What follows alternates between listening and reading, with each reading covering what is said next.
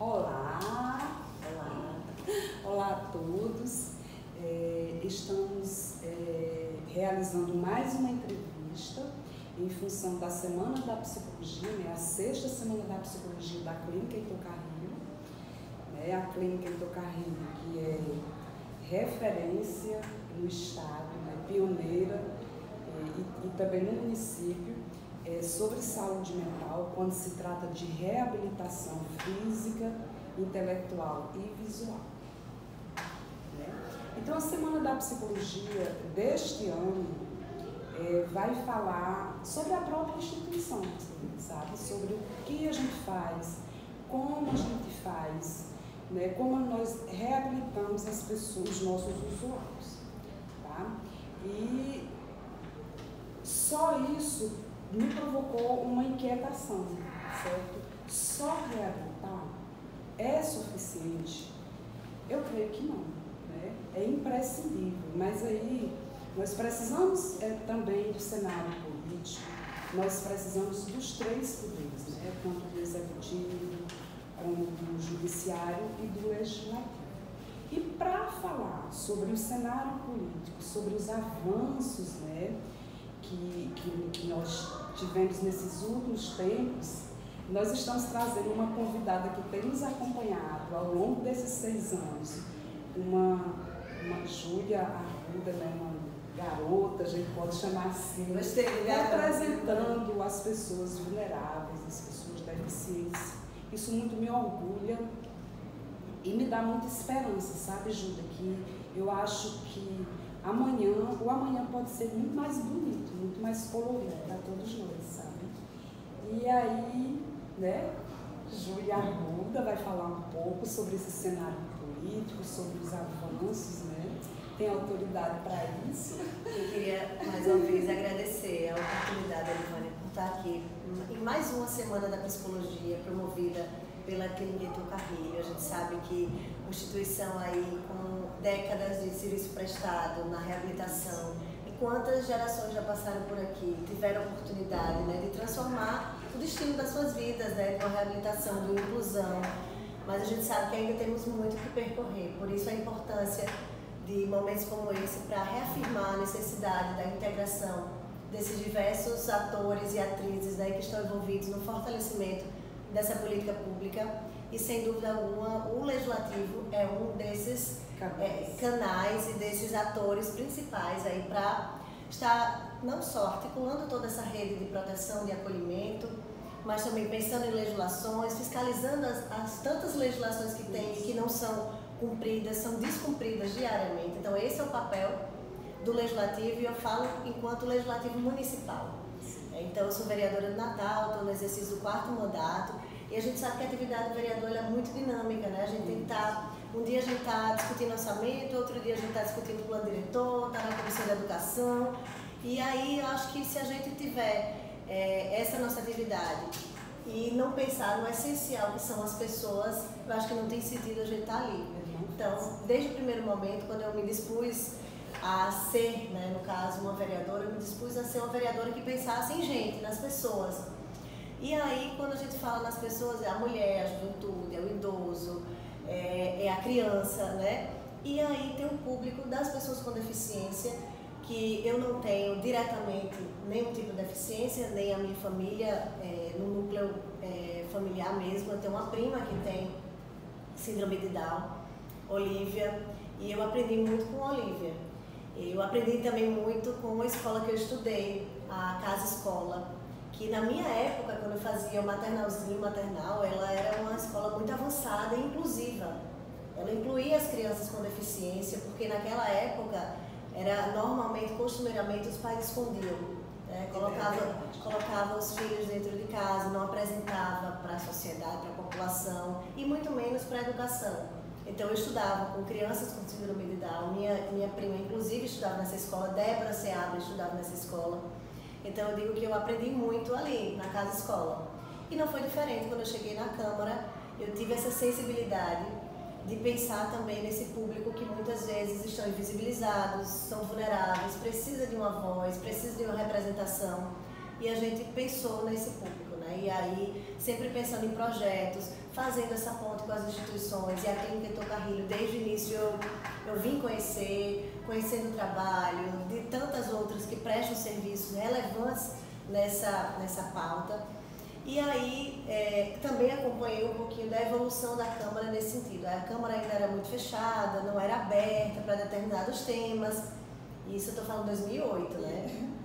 E ao longo desses anos eu acompanhei a evolução de uma Câmara mais aberta, mais propositiva e, por que não dizer, mais inclusiva. Eu digo inclusiva em alguns aspectos. Por exemplo, a Câmara foi a primeira Casa Legislativa que teve a transmissão das sessões ordinárias fazendo a tradução em Libras, né? Isso é importante porque foi uma luta nossa também da Câmara, né? Para que pudesse ter, para quem está em casa, acompanhar, ter a oportunidade, né? O deficiente auditivo ter a oportunidade de acompanhar os principais temas, os principais debates. E aí a gente ainda temos muito que caminhar, né? Mas assim, ao longo desse tempo, desde 2015, a gente sabe que o grande marco legal na política de inclusão e acessibilidade foi a Lei Brasileira de Inclusão, a LBI, né, que norteou, um marco legal para que tivesse as legislações estaduais e municipais, para que tivesse essa promoção à integração, à cidadania, o respeito, né? Então acho que essa lei a gente deve aqui mencionar como um grande marco, e aí que norteia as legislações municipais e estaduais, né? Então, e aí no município não é diferente. Algumas legislações que partiram fruto desse momento de 2015, né? Após 2015, onde teve mais esse ambiente, a lei de cotas, a lei por exemplo, a gente pensa ainda nos dias de hoje, ainda se fala de educação inclusiva, aquela educação que segrega. A gente tem que pensar na educação inclusiva que realmente inclua, que dê oportunidade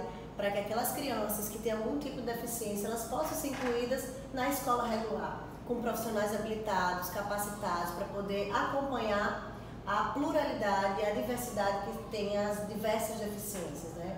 Então hoje a gente tem uma preocupação com relação a isso, porque hoje o município não conta com o auxiliar de sala de fato criado. É uma dificuldade, Júlia. É uma dificuldade. Como as mães reclamam, né?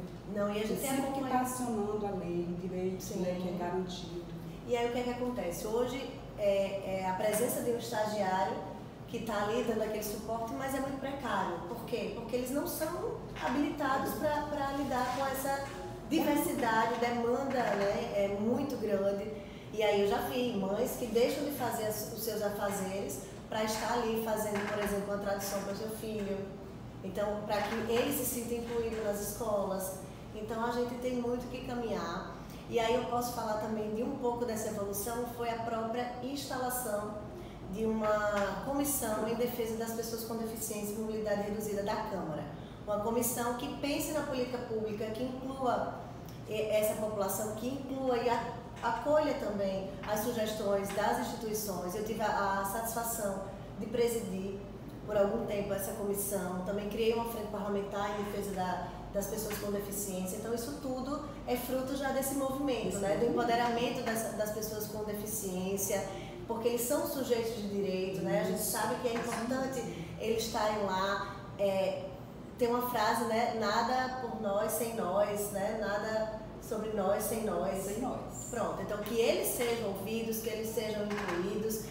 E nosso trabalho a gente também dedicou boa parte para essa promoção da cidadania, da inclusão, do respeito, da dignidade, né? Seja, por exemplo, lutar pelo transporte público decente, que inclua as pessoas com deficiência, que a gente sabe que é um grande desafio, né? A gente sabe e escuta relatos, né? Quando tem um cadeirante ou um idoso, tem determinados condutores que não param, e não param mesmo. E aí a gente tem que ir do básico, né? Uma capacitação para os motoristas, para os condutores, junto com as empresas. A questão da gratuidade na Secretaria de Transporte, né, de Trânsito, né? Porque por poucos que utilizam de má fé, né, burlam a lei da questão da gratuidade, aí quem realmente precisa tem o seu direito negado, né? Então assim, dificulta o acesso das passagens, porque o deficiente ele não só vai para uma reabilitação, não só vai para um CRI, não só vai para um clínica Heitor Carrilho, não vai para uma instituição. Ele tem direito ao lazer, ao esporte, né, ao passeio. Então, é uma pessoa normal. Com certeza, que tem Tem o direito a usar uma calçada. Pois né? pois é. Então, assim, a gente está falando do básico do básico. E que falta.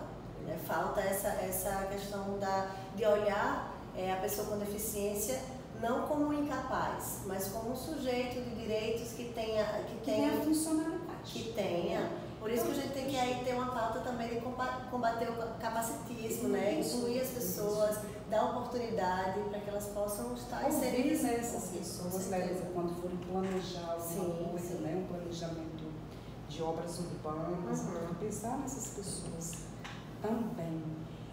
Muito me anima, sabe, Júlia? Porque eu acho que há poucos anos atrás talvez pouca gente discutisse isso, né? Tivesse coragem de ir para um canal de uma rede social, falar sobre a pessoa com deficiência, se importar né, com as pessoas mais vulneráveis, ter esse olhar mais ampliado e a gente pensar numa perspectiva mesmo de futuro, né? Não no imediatismo. Nós sabemos que esses avanços eles ocorrem né, a partir dessa lei, né? Eu acho que nós estamos progredindo, né? Esse processo tem caminhado, não como a gente espera, né? Porque assim, a gente que está dentro, que vive, isso provoca na gente uma inquietação, uma impotência muitas vezes, porque a gente queria, meu Deus, gente, vamos resolver isso, porque lidar com a dor do outro é um desafio para a gente.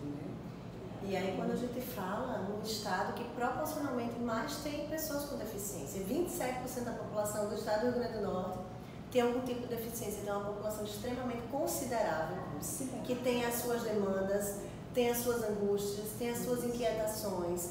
Então, assim como eu falei, desde 2015 há uma evolução gradativa nessa perspectiva de se ter uma lei que tem um norte para que de fato os municípios e os estados possam estar inseridos, né? Se você vai fazer hoje uma reforma para uma obra, você tem que cumprir, né? A lei de acessibilidade, né? Dar todo no rito para que de fato o cadeirante, a pessoa que tem uma mobilidade reduzida, ele possa ter acesso, possa chegar.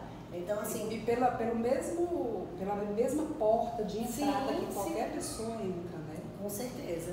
Que é bem... Recentemente eu tive a oportunidade, depois dessa minha experiência no Legislativo, eu tive a experiência de passar 10 meses no Executivo. Então eu fui secretária de Estado das Mulheres, da Juventude, da Igualdade Racial e dos Direitos Humanos. E dentro da pauta dos Direitos Humanos está inserida a CORDE, que é a Coordenadoria de Promoção à Pessoa com Deficiência, que é uma coordenadoria que deve se pensar em política pública de inclusão, de acessibilidade, né? Então, eu digo, é tão interessante, né, a dinâmica da vida, assim, que a gente tinha uma atuação na Câmara, e aí, quando eu tive esse desafio de assumir também essa secretaria, eu me deparei com a CORDE, que a CORDE a gente sabe que já foi algo no passado, que precisa voltar a ser o que era, né? De não só de pensar na questão da acessibilidade, mas no ingresso do mercado de trabalho para as pessoas com deficiência, fazer esse contato junto com as empresas, porque tem a lei das cotas, né, para que de fato seja cumprida e que não seja só aquela situação mais básica, né?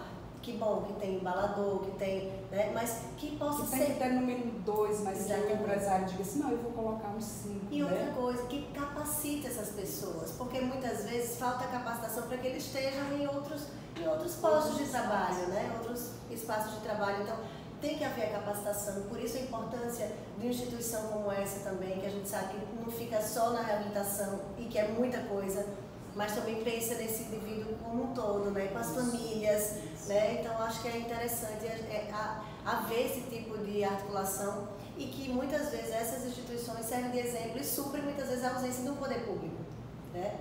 Porque a gente sabe que é difícil, né? O entendimento, é difícil a compreensão, é difícil que chegue, mas é extremamente necessário. Por isso a importância de uma instituição como a Clínica Heitor Carrilho, né, a PAI, o SUVAG, a Neurinho, e eu digo que muitas dessas instituições são feitas por pessoas que já tiveram, já têm uma experiência nas suas famílias, né? Então, aí isso mostra também a questão da empatia, de se colocar no lugar do outro, né? O envolvimento, a responsabilidade. Isso é muito interessante. Estar aqui com vocês, compartilhando um pouquinho dessa nossa vivência, né? Dessa nossa experiência. E nós estamos muito honrados e felizes, todo o setor de psicologia, a clínica Ito Carrilho agradece a sua contribuição, Júlia. Nós desejamos a você muita paz, muita saúde, que você viva muitos anos, que a cada dia você se ilumine mais, para iluminar a vida de muitas pessoas, porque só quem recebe, né, os benefícios de alguém que nos representa, que depende de um projeto de lei, de alguma coisa, é quem recebe, sabe? Quem não recebe não entende, quase não entende. Algumas pessoas, a maioria, não entende, sabe? Então, obrigada, que Deus te abençoe sempre. E eu digo que aqui é quase uma terapia, porque você passa uma energia tão boa, uma paz, Elivânia, que é tão importante estar aqui e dizer que estamos à disposição mais uma vez. Fazer uma breve prestação de contas, se tiver um tempo, né? Assim, eu tive a oportunidade, enquanto vereadora, de presidir essa comissão da pessoa com deficiência, de ser autora da lei que criou os Jogos Paradesportivos, que por 3 edições levou aí, mostrou os diversos talentos que temos em Natal e que muitas vezes falta oportunidade, né? Natal é um celeiro de atletas e para-atletas e que muitas vezes competem em outros estados, por falta de incentivo. E eu tive a satisfação de ser autora dessa lei, que por 3 anos consecutivos teve aí essa vitrine para todo o estado, que são os atletas, os para-atletas, e que esse ano vai voltar, já começando com a secretária Jódia, vai voltar depois da pandemia, né, para incluir, né, mostrar os talentos e realmente é uma forma da política pública chegar através do esporte. A gente tem que pensar na acessibilidade, na inclusão no mercado de trabalho, no acesso à promoção ao esporte, ao lazer, à cultura e tantas potencialidades que as pessoas com deficiência têm e devem ter acesso. Tive também a satisfação de ser autora da lei que criou o teste do cariótipo, né, que tem aí para detectar e diagnosticar precocemente se tem alguma predisposição genética para síndrome de Down, né, já estava confundindo com o teste do coraçãozinho, mas é a síndrome de Down. E também é importante porque a gente, junto com a sociedade das pessoas com síndrome de Down, a gente teve essa importância desse projeto. Esse projeto precisa ser regulamentado, precisa ser colocado em prática. A Centrais de Libras, que foi também uma luta nossa, que nós tivemos lá na Paraíba, tivemos em João Pessoa para conhecer a realidade, porque existiu no ano passado, né? Todos os estados receberam os kits através do programa Viver Sem Limites das Centrais de Libras, e o estado recebeu e passou para o município não tinha tomado para si a responsabilidade. A gente conseguiu viabilizar, implementou, porque fiquei impressionada. Uma simples coisa, uma surda foi, na hora do parto, estava lá a Central de Libras fazendo a tradução e dizendo como é que essa mulher queria que fosse o parto dela. Então, a gente se coloca assim nas simples coisas, imagina a dificuldade. Que para o surdo faz muita diferença. Essa acessibilidade à comunicação. Poder se comunicar. Totalmente. Mais do que isso, poder ser compreendido. Sim. Agora, no momento de pandemia também, houve um aumento significativamente de pessoas com violência doméstica, inseridos na violência doméstica. Aí se pensou também, junto com as delegacias, em fazer cursos de capacitação para intérpretes de Libras também, para que a mulher, uma vez que esteja inserida na situação de violência, que ela tenha como se expressar, né? O que é que ela está sentindo, né? Fazer toda a sua denúncia, a sua queixa, enfim. Então, são muitas particularidades, são muitas situações que a gente precisa ver a pessoa com deficiência como um todo, né? Com todas essas pautas que eu falei, integrando todas essas pautas. Mas eu fico muito feliz em estar aqui participando, né? E vocês abrindo esse espaço nas redes sociais, né? Para que outras pessoas que não estejam inseridas nesse contexto, né? Que não tenham familiaridade com essa pauta, possa também abrir um pouquinho a cabeça, a mente, para que a gente possa pensar e incluir. E eu acho que se a gente pudesse resumir tudo, a gente precisa exercitar mais essa palavra respeito e empatia, né? Porque aí eu acho que a gente eliminaria um bocado de problemas que temos aí no dia a dia, né? Incluir, se colocar no lugar do outro, ter boa vontade, espírito público para que as coisas possam avançar. Então esperamos que a gente pense em algo. E outra coisa também, que tenha a previsão orçamentária, porque de nada adianta a gente pensar, pautar, pensar em projetos, fica só muitas vezes na boa vontade, se não tiver a prioridade explícita na questão orçamentária para ser executada a política pública. Né? Isso vai acontecer. E eu agradeço, Ivana, e a todos que fazem Nós que agradecemos, e eu não vou mais nem falar nada, né, gente? Muito obrigada. Eu que agradeço. Obrigada.